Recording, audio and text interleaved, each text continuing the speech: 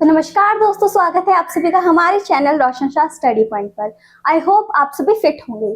तो आज के इस वीडियो में हम करने वाले हैं हमारे फिजिकल एजुकेशन का क्लास 11th का चैप्टर 2 ओलंपिक्स। ठीक है, इसके अंदर हम ओलंपिक्स के बारे में पढ़ेंगे। ओलंपिक्स कैसे आया, कब आया, है ना, क्या क्या उसके सिंबल्स होते हैं और क्या क्या उसके रूल्स होते हैं, उन सब के बारे में। और हाँ, प्राचीन ओलंपिक्स में क्या होता था, इन सब के बारे में। तो आइए शुरू करते हैं।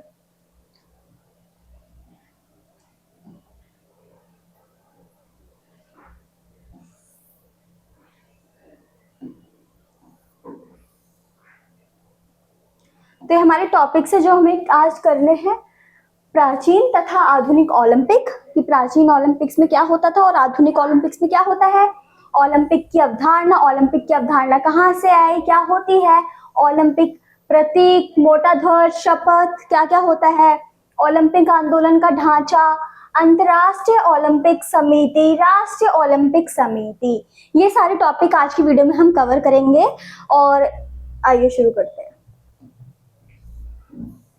तो प्राचीन तथा आधुनिक ओलंपिक, ठीक है, प्राचीन तथा आधुनिक ओलंपिक ये होता क्या है। प्राचीन ओलंपिक खेल, प्रथम प्राचीन ओलंपिक खेल 776 ईसा पूर्व ओलंपियो घाटी में शुरू हुए थे। कब शुरू हुए थे और क्या शुरू हुए थे? प्राचीन ओलंपिक खेल कब? 776 ईसा पूर्व, ठीक है, ओलंपिया घाटी में शुरू हुए थे। ठीक है, कब शुरू हुए थे? 776 ईस्वी में।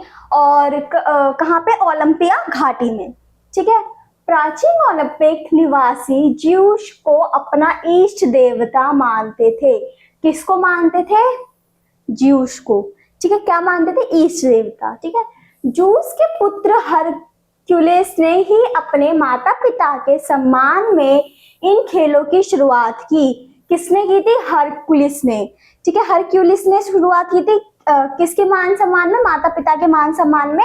और उनके जो ओलंपिक निवासी अपना वो किसको मानते थे? इष्ट देवता ज्यूस को। ठीक है, इन खेलों का आयोजन प्रथम बार ओलंपिया नामक सुंदर घाटी में होने के कारण इन खेलों को ओलंपिक खेल कहा जाता है।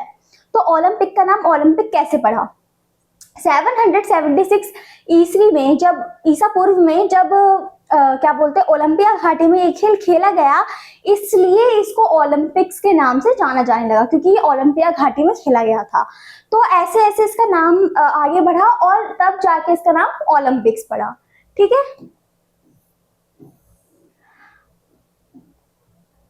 अब प्रतियोगिताओं के नियम, प्रतियोगी के नियम। ठीक है, केवल यूनानी मूल का और शारीरिक रूप से सुयोग्य गुलाम तथा दंडित व्यक्तियों को इन खेलों में भाग लेने की इजाजत नहीं थी। इजाजत नहीं थी किन किन को? यूनानी मूल लोगों को। फिर जो शारीरिक रूप से सुयोग्य, मतलब अस्वस्थ हो, है ना, फिजिकली एबल हो, फिजिकली डिसेबल हो, उन सबको। फिर गुलाम लोगों को। फिर दंडित व्यक्तियों को, जिनको दंड मिलता था, इन सबको ये खेल खेलने की अनुमति नहीं थी पहले। फिर विवाहित स्त्रियों को भाग लेने और खेलों को देखने की इजाजत नहीं थी। विवाहित स्त्रियां ना केवल उसमें भाग ले सकती थी, बल्कि उसको देख भी नहीं सकती थी। उनको इजाजत ही नहीं थी, ना वो खेल सके और ना ही वो देख सके। ठीक है, खेलों को देखने की इजाजत नहीं थी। ठीक है, तो केवल शौकिया खिलाड़ियों को ही भाग लेने की इजाजत थी। शौकिया, जिनको शौक होता था ये सब खेलने का। ठीक है, और जो इन सब कैटेगरीज में नहीं आते थे, है ना गुलाम हुए वो किसी के, ना विवाहित स्त्री हैं वो। ठीक है, अविवाहित को भी नहीं खेलने दिया जाता था, बट वो देख सकती थी, बट विवाहित स्त्रियों को देखने भी नहीं दिया जाता था। फिर उसके बाद दंडित व्यक्ति हो गए, यूनानी लोग हो गए, इनके अलावा जो भी शारीरिक रूप से एबल हैं खेलने के, उन सबको खेलने दिया जाता था।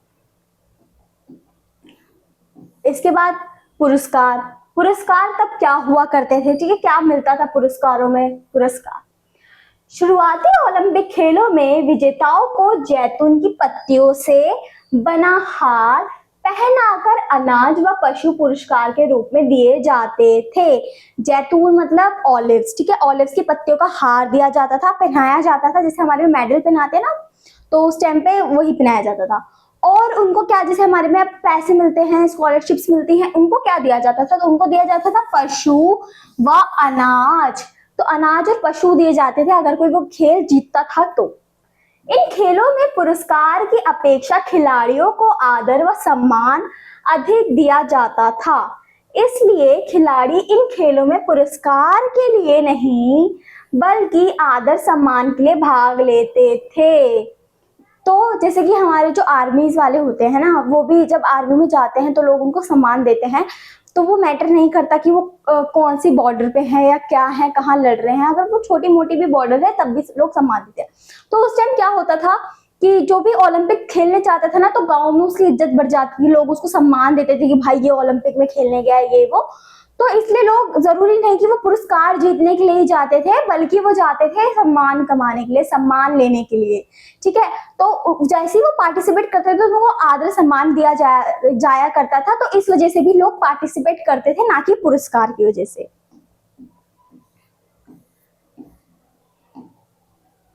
सन 394 ईस्वी में रोम के राजा थियोडोरस प्रथम ने ओलंपिक खेलों पर पाबंदी लगा दी।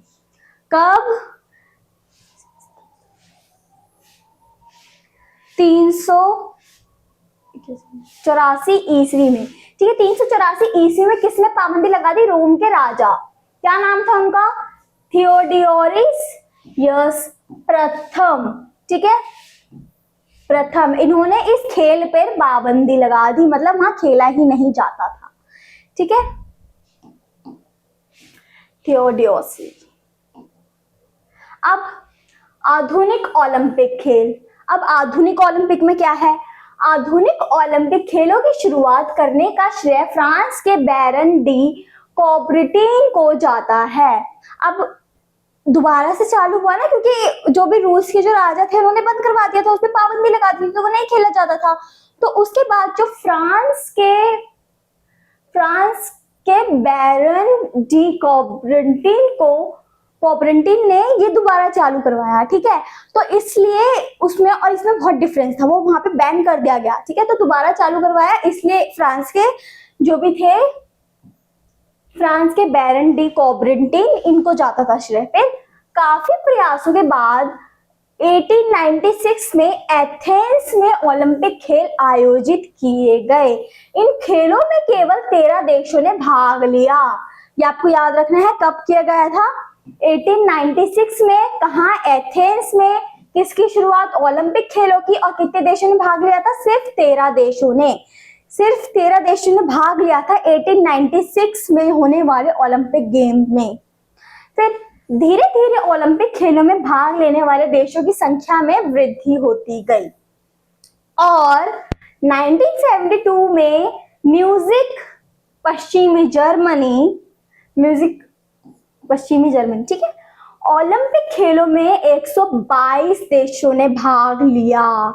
जब म्यूजिक में ओलंपिक खेल हुआ, जो कि पश्चिमी जर्मनी में है, उसमें 122 देशों ने भाग लिया था। जहां पे स्टार्टिंग में 13 से 13 ही देश थे 1896 में, वहां 1972 में 122 देशों ने भाग लिया था, जो ओलंपिक गेम म्यूजिक पश्चिमी जर्मनी में हुआ था, ठीक है।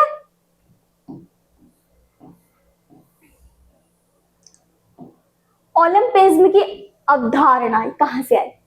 ओलंपिक खेलों का एक दर्शन है। इसे अंतरराष्ट्रीय ओलंपिक समिति द्वारा विकसित और समर्थित किया गया है। यानी कि जो अंतरराष्ट्रीय जो ओलंपिक की कमेटीज हैं, उन्होंने इसको वृद्धि दी है, ठीक है। कहाँ पहले 13 देश थे, फिर कहाँ 122 देश आ गए इसके अंदर। फिर ओलंपिक खेल गतिविधियों के माध्यम से मित्रता, निष्पक्ष और सकारात्मक के भावना को बढ़ावा देता है। किस चीज को बढ़ावा देता है? सकारात्मकता यानी कि पॉजिटिविटी, और मित्रता यानी कि ब्रदरहुड। फिर निष्पक्ष यानी कि निष्पक्ष होना, ना निष्पक्ष मतलब ऑनेस्ट होना है ना, ऑनेस्ट है ना। फिर ओलंपिक में लिंग, जाति, धर्म या राष्ट्रीयता के आधार पर किसी भी प्रकार का भेदभाव के खिलाफ है। ओलंपिक किसी भी प्रकार के लिंग यानी कि मेल फीमेल, फिर धर्म, रिलीजन, ठीक है, राष्ट्रीयता, नेशनैलिटी, इन सब की अवधारणा के खिलाफ है। ठीक है, ओलंपिक कहता है, ओलंपिक के हिसाब से किसी भी रिलीजन का इंसान, किसी भी सेक्स मतलब जो भी लिंग का इंसान है, फीमेल है, मेल है ना, और किसी भी नेशनैलिटी का इंसान है, वो ओलंपिक में भाग ले सकता है।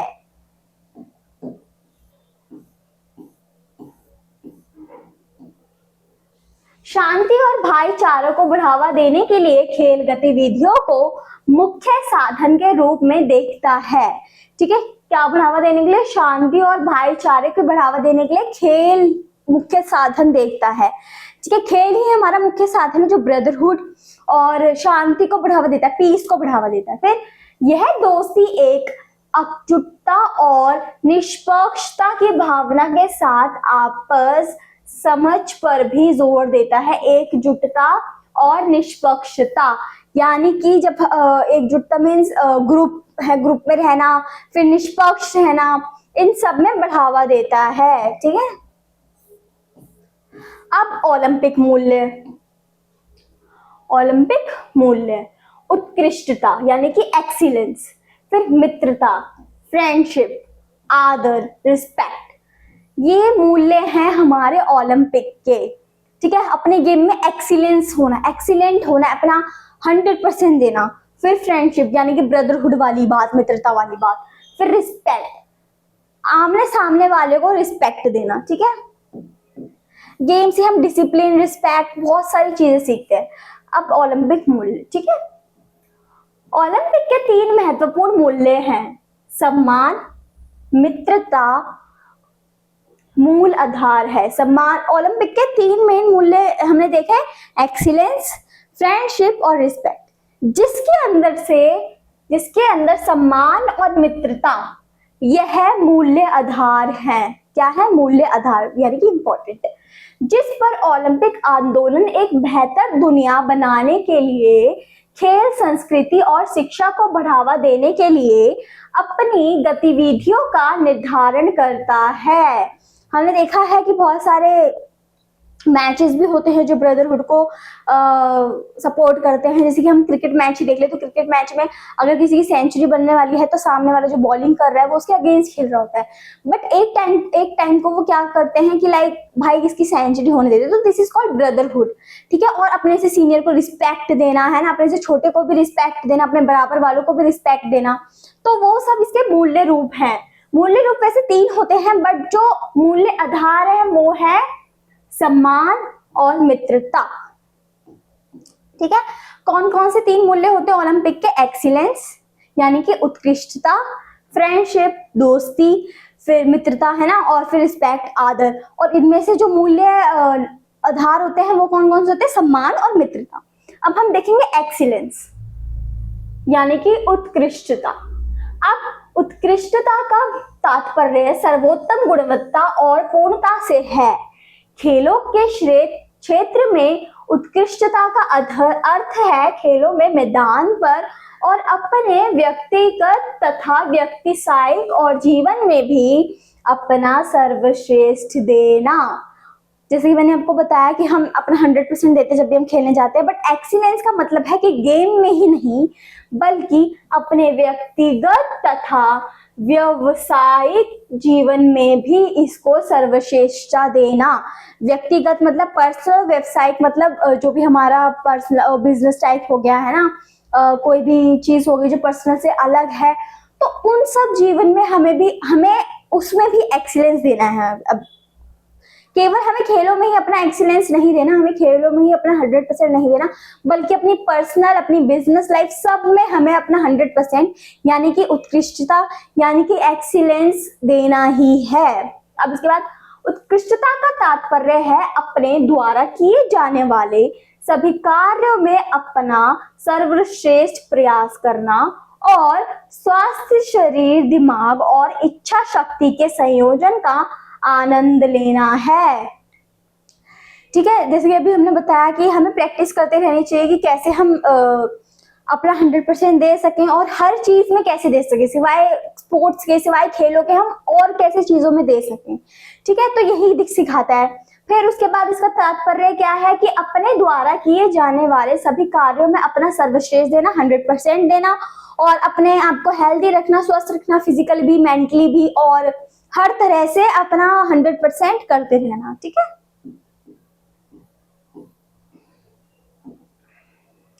यह है मूल्य व्यक्ति को अपना सर्वश्रेष्ठ प्रदर्शन करने के लिए प्रोत्साहित करता है। ठीक है, एक्सीलेंस क्या करता है, उत्कृष्टता क्या करता है, हर व्यक्ति को अपना 100% देने के लिए उत्साहित करता है। अब हमारा सेकंड आता है मित्रता। अब मित्रता क्या होता है? मित्रता दो या दो से अधिक लोगों या राशियों के बीच अपनी आपसी विश्वास में और सम्मान की स्थिति है। आपके भी बहुत सारे दोस्तों की जरूरी तो नहीं, एक ही दो ही दोस्त हो, है ना, और बहुत सारे होंगे। और मित्रता कैसे बनते हैं? दोनों तरफ से सेम एफर्ट्स हो, सेम सिचुएशन हो, सेम रिस्पेक्ट हो। तो मित्रता का अर्थ क्या होता है? अब दो या दो से अधिक लोगों या राशियों के बीच आपसी विश्वास और सम्मान, ट्रस्ट एंड रिस्पेक्ट। ठीक है,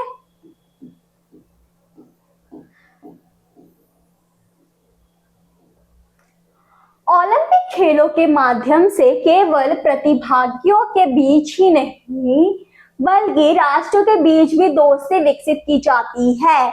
ओलंपिक खेलों में हमने देखा होगा कि बहुत अलग अलग नेशनैलिटी के लोग आते हैं, वो अपने देश को रिप्रेजेंट करते हैं, जिसके कारण हम सिर्फ उस देश के जो भी प्लेयर है उसको ही नहीं बल्कि उस देश को भी रिस्पेक्ट दे रहे होते हैं। जब हम उस प्लेयर से हाथ मिलाते हैं, इसका मतलब ये है कि हम उसके देश से दोस्ती का हाथ मिला रहे हैं। तो ये सिर्फ एक या दो व्यक्तियों के बीच में दोस्ती की बात नहीं होती, ये उस टाइम पे देश के दोस्ती की बात भी आ जाती है।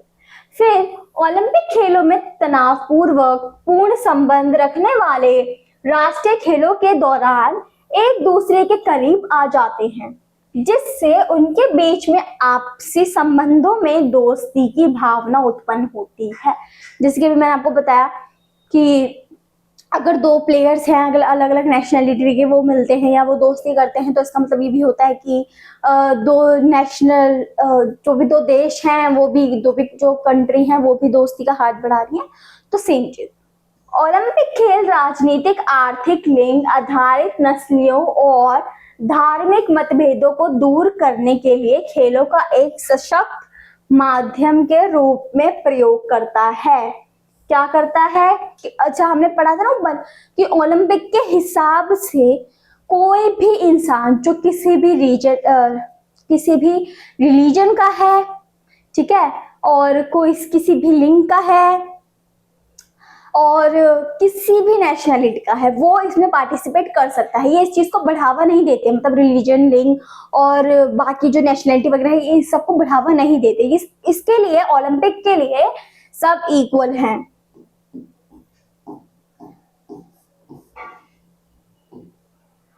आदर यानी कि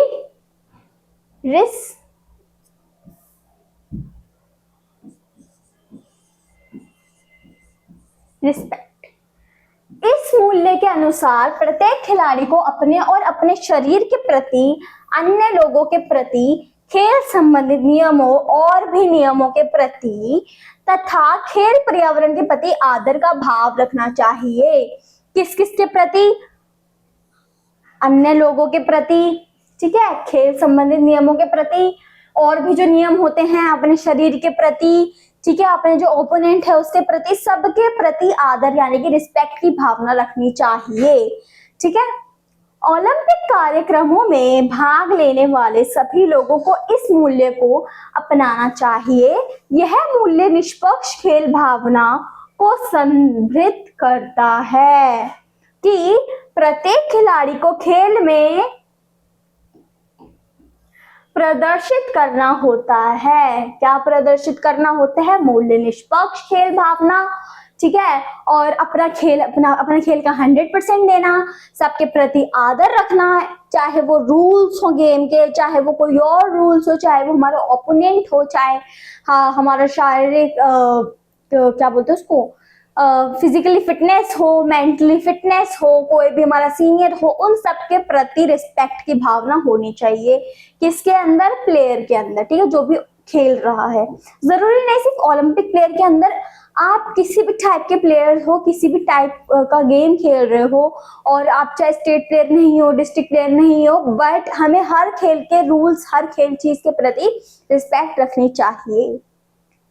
ओलंपिक प्रतीक, मोटा ध्वज, शपथ, ओलंपिक गान। ठीक है, अब ये क्या होता है? ओलंपिक प्रतीक, ओलंपिक प्रतीक 5 छल्ले का बना होता है जो आपस में जुड़े होते हैं। हमने देखा है ना ओलंपिक का, वो ऐसे छल्ले बने होते हैं जो आपस में जुड़े होते हैं। वो कितने छल्ले होते हैं? 5। ठीक है, नीला, पीला, काला, हरा और लाल। कौन कौन से रंग के होते हैं? नीला यानी कि ब्लू, पीला येलो, काला ब्लैक, हरा ग्रीन, लाल यानी कि रेड।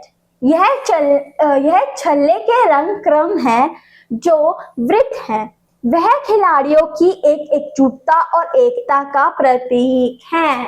ठीक है, ये 5 कलर्स होते हैं, 5 छल्लों में होता है हमारा जो प्रतीक होता है, 5 उसमें कलर्स होते हैं जो लाइन से हमने बता रखे हैं कैसे कैसे वो होते हैं। और उसके बाद ये क्या दर्शाते हैं?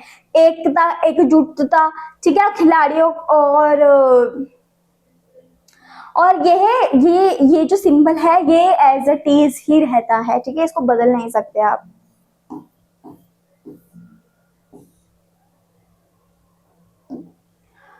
ओलंपिक आदर्श वाक्य यानी कि मोटो, उसका मोटो क्या है? ओलंपिक के 3 आदर्श शब्द हैं, तेज, पूजा तथा शक्तिशाली। ओलंपिक मोटो के अनुसार व्यक्ति को हमेशा पहले से तेज, ऊंचा तथा शक्तिशाली स्तर को पाने का प्रयास करते रहना चाहिए।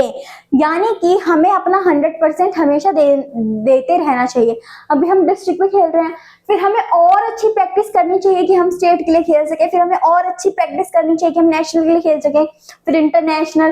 तो ऐसे ऐसे ओलंपिक का कहना यह है कि हमें जितना मिलता है हमें उससे 2 into लेने के लिए प्रयास करते रहना चाहिए। उसके बाद आदर्श शब्द को सबसे पहले डोमिनिकन पुजारी हेनरी डिडो ने 1881 में एक स्कूल कार्यक्रम के उद्घाटन समारोह में पहली बार प्रयोग किया था। कौन सा वर्ड? आदर्श। ये शब्द 1881 में पहली बार स्कूल के किसी फंक्शन में किसने प्रयोग किया था?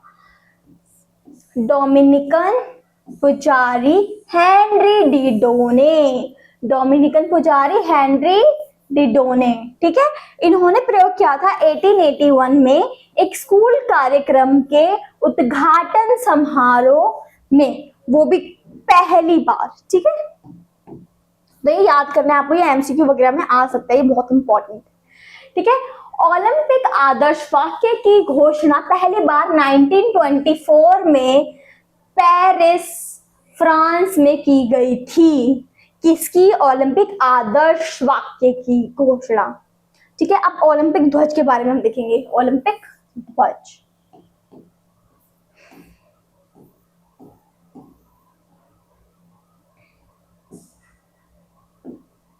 ध्वज यह है सफेद तिल का बना होता है जिस पर 5 छल्ले आपस में जुड़े होते हैं।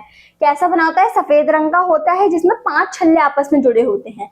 5 छल्ले अलग अलग रंग के होते हैं, पीला, हरा, लाल, नीला और काला। आपस में जुड़ा होना सहयोग तथा मैत्री का प्रतीक है। आपस में जुड़ा होना मतलब सहयोग तथा मैत्री यानी कि सपोर्ट करना और फ्रेंडशिप का प्रतीक है। ठीक है, ओलंपिक ध्वज 1913 में बैरन को पार्टी द्वारा बनाया गया। ये भी मोस्ट इंपॉर्टेंट है, ये सब आपके एमसीक्यूज वगैरह में भी आ सकता है। कब? 1913 में बैरन को पार्टी, इनके द्वारा ये ध्वज बनाया गया था और 1940 में जारी किया गया तथा जबकि इसे पहली बार 1920 में बेल्जियम के एंटवर्प में फहराया गया था। ठीक है, 1913 में बनाया, किसने बनाया? बैरन को पार्टी ने। फिर 1940 में इसको जारी किया गया, पर इसको फहराया कब गया? 1920 में, जब बेल्जियम में एंटवर्प में फहराया गया, ठीक है, बेल्जियम के एंटवर्प में फहराया गया, वहां पे ओलंपिक खेल खेला जा रहा होगा 1920 में, तो इसलिए, ठीक है। बनाया कब गया? 1913 में, ठीक है, किसके द्वारा? बैरन पार्टी द्वारा, ठीक है। 1914 में क्या किया गया? जारी किया गया। फिर 1920 में बेल्जियम के एंटवर्प में फहराया गया, ठीक है। ये क्लियर है आपको? ये देखो, ये रहा ध्वज, ठीक है, व्हाइट कलर का है ये। इसके अंदर कितने छल्ले हैं? 1 2 3 4 5। कौन कौन से कलर के? ब्लू,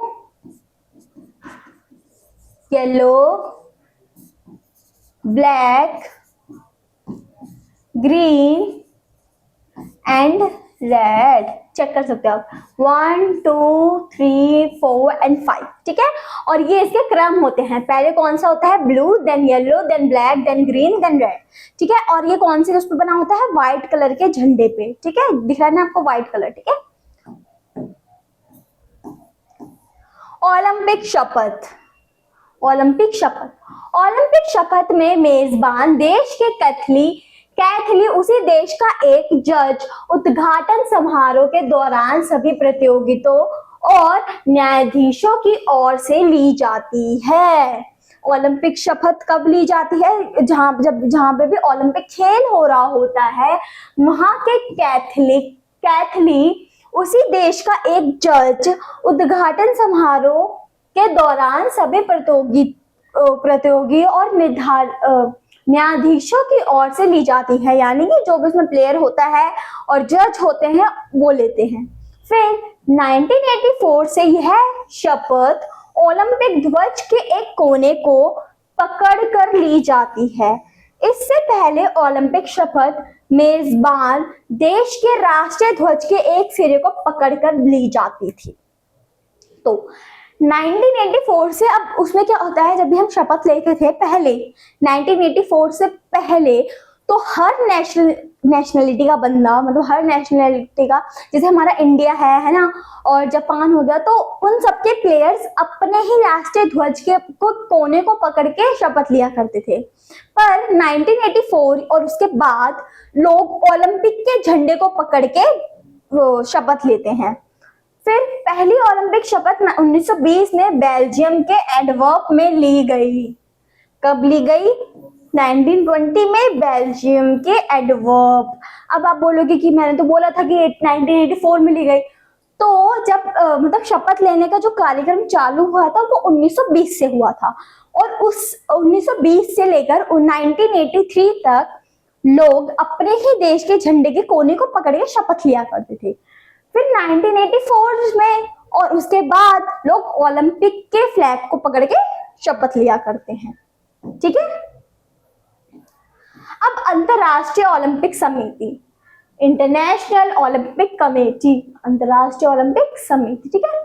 ओलंपिक खेलों को पुनर्जीवित करने का उद्देश्य 23 जून 1994 को बैरन डी कॉबर्टीन के द्वारा अंतरराष्ट्रीय ओलंपिक संगठन की स्थापना की गई।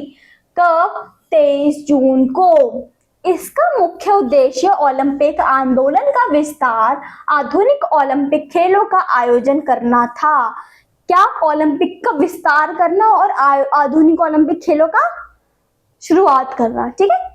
इसका मुख्यालय लौसाने, स्विट्जरलैंड में है। इस समिति में 105 सक्रिय सदस्य तथा 32 मानद सदस्य हैं।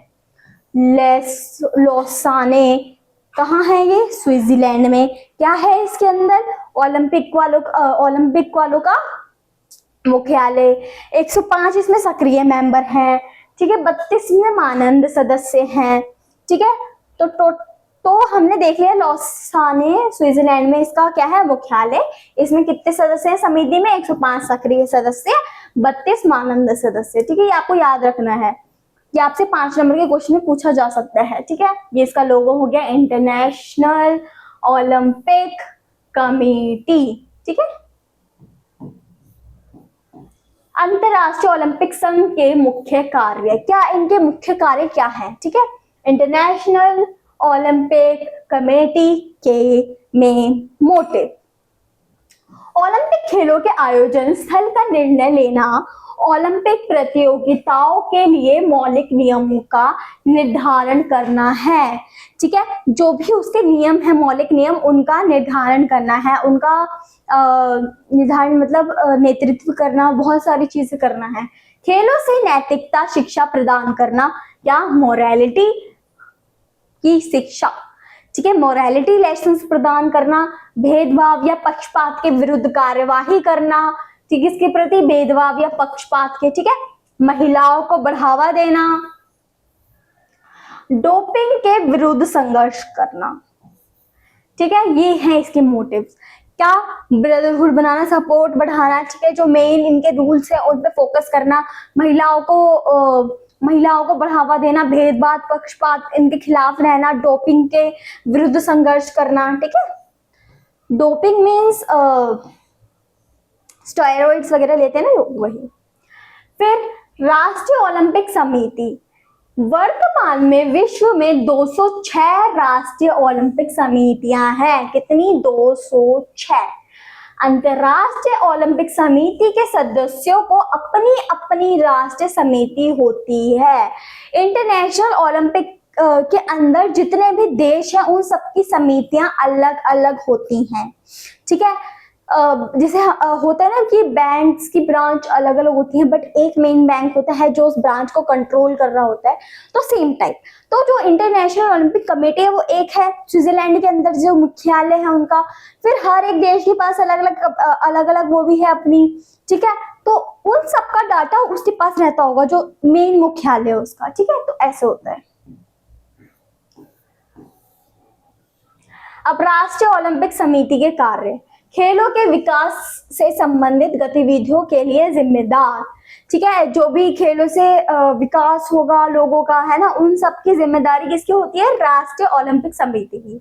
अपने देश का प्रतिनिधिमंडल को भेजने के लिए जिम्मेदार।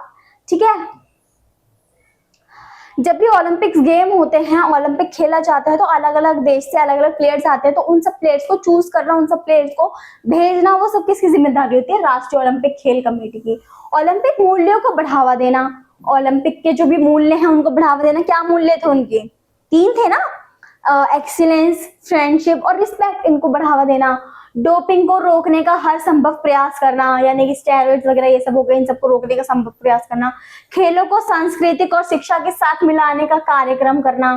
ठीक है, संस्कृति और शिक्षा के संग खेलों को भी बढ़ावा देना। जैसे कि अब भी हम फिजिकल एजुकेशन पढ़ रहे हैं, तो सरकार का एक पहल है ये, उसकी तरफ एक कदम है कि हमें अपनी संस्कृति के साथ, शिक्षा के साथ खेलने का भी मौका दिया जा रहा है। ठीक है,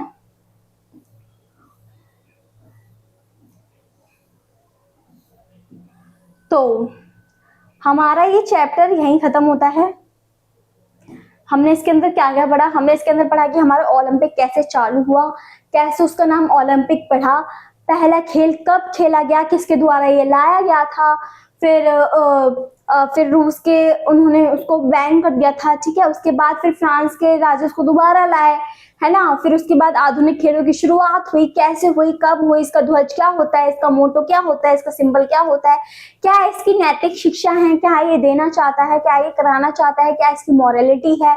ठीक है, इसके बाद हमने देखा कि जो भी ध्वज होता है उसके अंदर क्या क्या होता है, कौन से इसके 3 मूल्य होते हैं, और वो उनको डीपली पढ़ा हमने कि क्या क्या होता है।